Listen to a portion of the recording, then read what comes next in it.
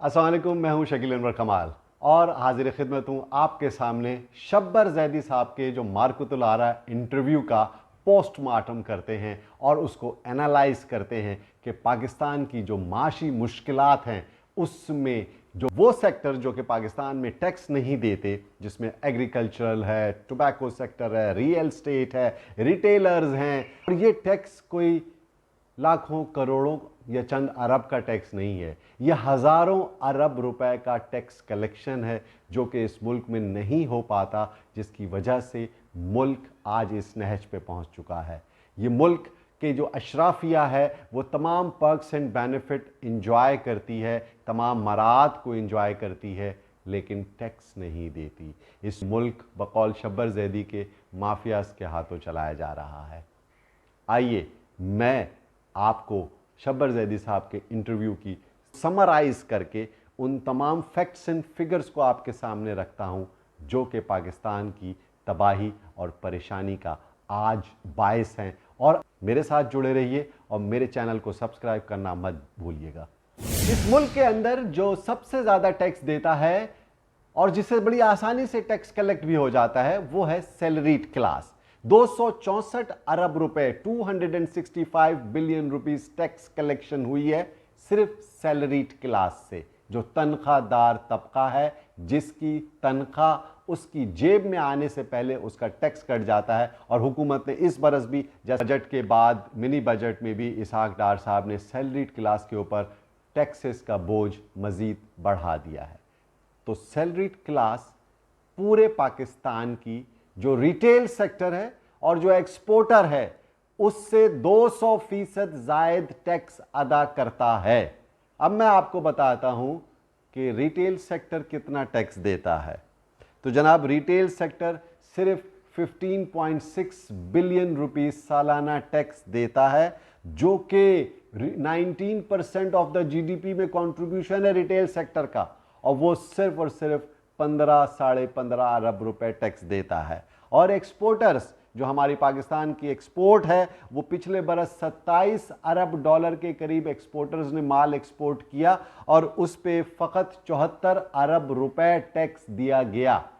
तो पता ये चला कि जो मिला करके इन दोनों का जो टैक्स बनता है वो तकरीबन 89.5 बिलियन रुपीस बनता है। और शब्बर जैदी साहब ने कहा कि गवर्नमेंट की तरफ से उन्होंने कई दफ़ा मुज़ाकरात करने की कोशिश की, कई दफ़ा उनसे बातें की, कई मुज़ाकरात हुए, लेकिन उसका नतीजा नहीं निकल सका क्योंकि वो बहुत पावरफुल हैं और ये बाज़ार माफिया है बकौल शब्बर जैदी के। और ये शटर पावर है उनकी कि वो जब शटर बंद करने का ऐलान करते हैं, हड़ताल करने का, तो हुकूमतें हिल जाती हैं।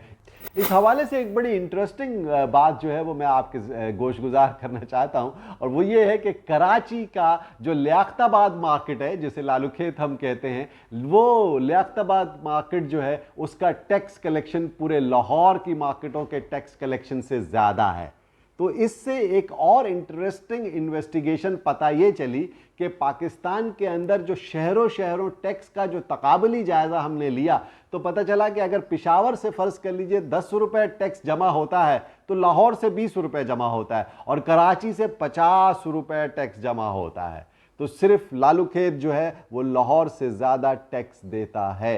ये पाकिस्तान का की एग्रीकल्चर सेक्टर पाकिस्तान की जीडीपी में 20 से 22% तक कंट्रीब्यूट करता है और एक बहुत बड़ा सेक्टर है जो कि ना होने के बराबर टैक्स देता है।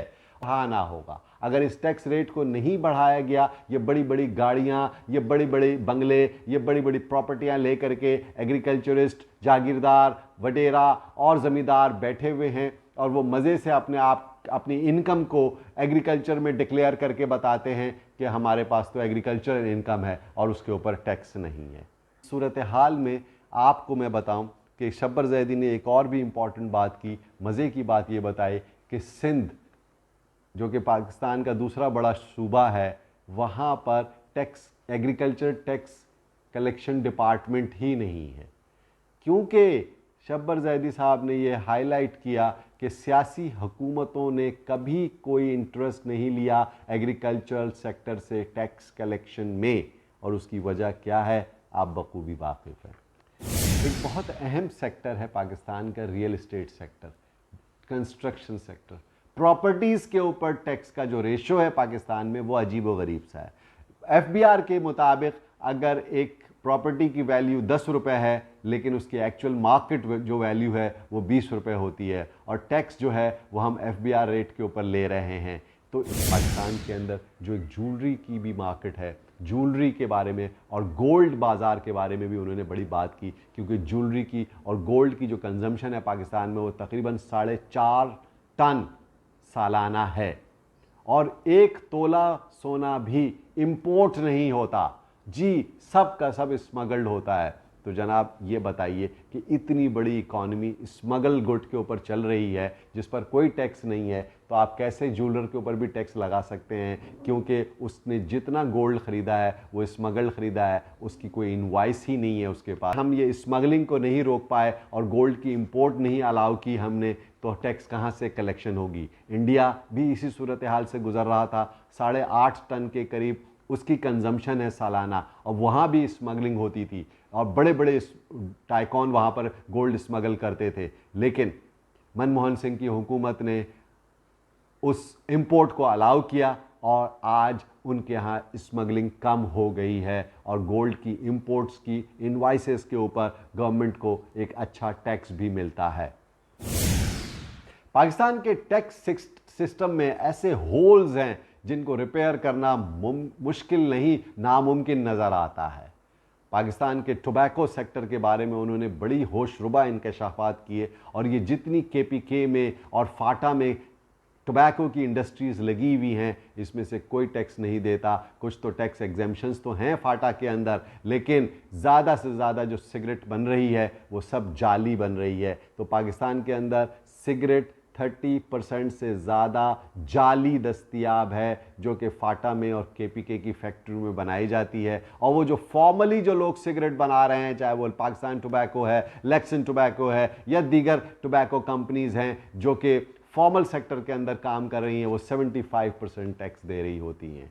तो बताइए, हम सिगरेट जो बाज़ार में मैसर है वो 30% एक तो जाली है और ज़्यादातर जो बनाने वाले मैन्युफैक्चरर हैं या तंबाकू के ग्रोअर हैं वो टैक्स नहीं देते।